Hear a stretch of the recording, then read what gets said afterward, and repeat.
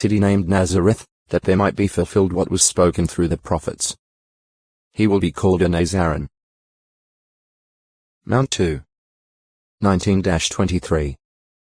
Nazareth is not mentioned in the Hebrew scriptures. Some suppose Matthew had reference to some lost prophetic book or some unwritten tradition, but his expression, spoken through the prophets, is used by writers of the Christian Greek scriptures only in reference to the same canonical collection of the Hebrew scriptures we have today. The key to understanding, apparently, lies in equating Nazarene with Enitza, mentioned above as meaning sprout. With this in mind, it is evident that Matthew was referring to what Isaiah 11:1 had said concerning Messiah. There must go forth a twig out of the stump of Jesse, and out of his roots a sprout where Enitza will be fruitful. Another Hebrew word, Simark, also means sprout and was used by other prophets when referring to the Messiah. Matthew used the plural, saying that prophets had mentioned this coming sprout. For example, Jeremiah wrote about the righteous sprout as an offshoot of David. J 23. 5. 33. 15. Zechariah describes a king priest whose name is Sprout, a prophecy that could apply only to Jesus the Nazarene, the great spiritual temple builder. Zech 3. 8.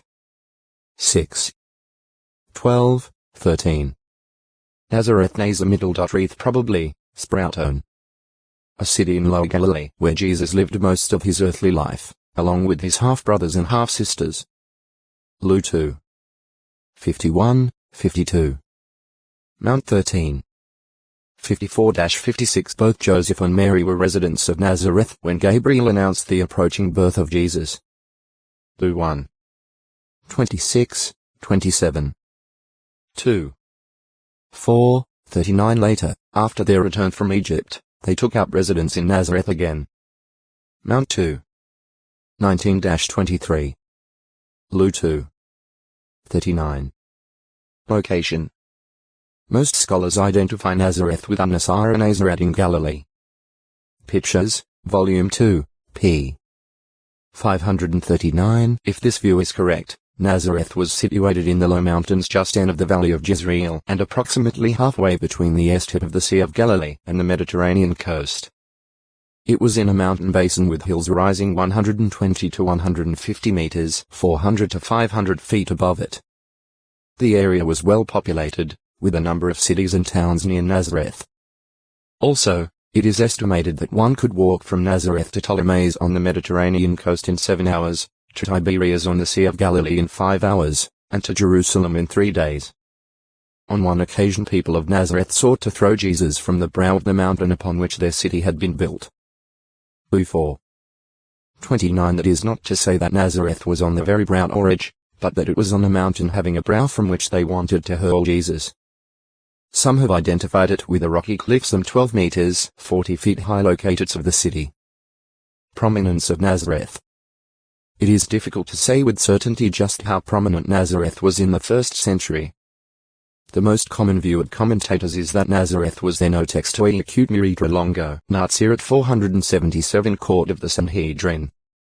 Nonetheless, whatever its size and prominence, Nazareth was convenient to important trade routes and main cities, and so its inhabitants would have had ready information about the social, religious, and political activities of the time.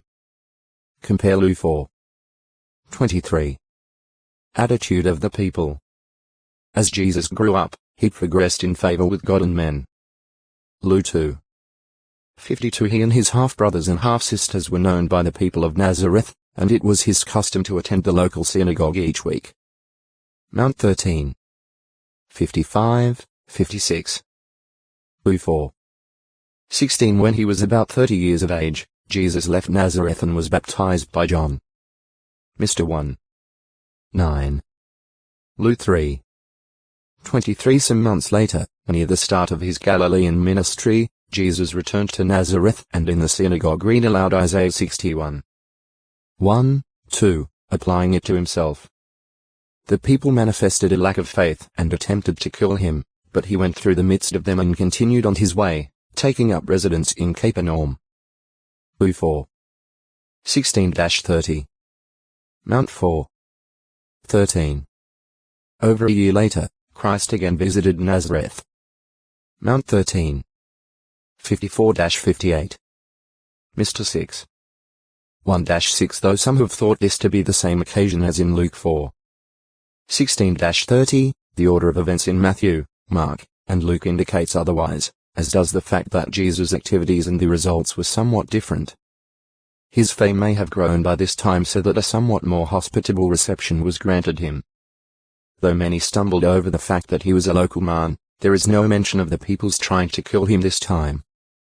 He performed some powerful works, but not many, because of the people's lack of faith. Mount 13. 57-58. Jesus then left and began his third circuit of Galilee. Mr. 6. 6. Nazirite Nazi middle dot right 1 singled out. Dedicated 1. Separated 1. There were two classes of Nazirites. Those who volunteered and those who were such by divine appointment. The regulations governing volunteer Nazirites are found in the Book of Numbers, chapter 6. Either men or women could take a special vow to Jehovah to live as Nazirites for a period of time. However, if a daughter's father or a wife's husband heard the vow and did not approve, he could cancel it. New 30. 1-8. There were three principal restrictions resting on those taking the Nazirite vow. 1. They were to drink no intoxicating beverage. Neither were they to eat any product of the grapevine, whether unripe, ripe, or dried, nor drink any of its juice, whether in the fresh, fermented, or vinegar state. 2. They were not to cut the hair of their heads. 3. They were not to touch a dead body, even that of the closest relative. Father, mother, brother, or sister. New 6. 1-7. Special vows. The person taking this special vow was to live as a Nazirite, that is, dedicated, separated to Jehovah, and not for the plaudits of men due to a showy display of fanatical asceticism. Rather, all the days of his Naziriteship he is holy to Jehovah. New 6. 2-8. Compare GE 49. 26, FTN. The requirements laid on Nazirites, therefore, had special significance and meaning in the worship of Jehovah. Like the high priest who, because of his holy office, was to touch no dead body, not even that of one of his closest relatives, so too the Nazirite. The high priest and the under-priests, because of the serious responsibility of their offices, were forbidden to drink wine or intoxicating liquor when performing their sacred duties before Jehovah. Lot 10. 8-11. 21. 10-11. Furthermore, the Nazirite Heb. Namidl.z should prove holy by letting the locks of the hair of his head grow, such serving as a crowning sign by which all could quickly recognize his holy Naziriteship. New 6. 5. The same Hebrew word Nazir was used in regard to the unpruned vines during the sacred Sabbath and Jubilee years. 25. 5-11. Interesting too is the fact that the gold plate on the front of the turban of the high priest, engraved with the words "Holiness belongs to Jehovah," was called do textoi acute miritra longo, near 478, one serving as a sin offering, the other serving as a burnt sacrifice. He was also to present a young ram as a guilt offering. Furthermore, the one having taken the vow of Naziriteship must now begin all over again, counting the days of the vow as stipulated at the start. New 6. 8-12. Requirements at conclusion of vow. When the specified duration of the vow came to an end, the Nazirite presented himself to the priests before the tent of meeting, bringing along the prescribed sacrifices consisting of a young ram for a burnt offering, a female lamb for a sin offering, and a ram for a communion sacrifice. He also was to bring a basket of unfermented unleavened cakes and wafers that were well oiled, together with the proper grain and drink offerings. In addition to these necessary sacrifices, the Nazirite brought such other offerings to the sanctuary as he could afford. New 6. 13-17, 21. Next, the Nazirite had his long hair cut off, and it was placed on the fire under the communion sacrifice. Then portions of the offerings were placed in his hands by the officiating priest and waved by the priest as a wave offering before Jehovah. New 6. 18-20. It appears that in time the Jews made it possible for wealthy individuals to provide the necessary sacrifices, as an act of charity, for persons of little means who desired to take the Nazirite vow. This seemed to be the recognized custom that the Apostle Paul took advantage of upon arriving in Jerusalem at the end of his third tour, to allay the false rumors that Paul had been teaching all the Jews among the nations not to walk in the solemn customs of the Jewish nation. Paul's Christian brothers recommended the following plan. "We have 4 men with a vow upon themselves," they told Paul. "Take these men along and cleanse yourself ceremonially with them and take care of their expenses, that they may have their heads shaved." Act 21. 20-26.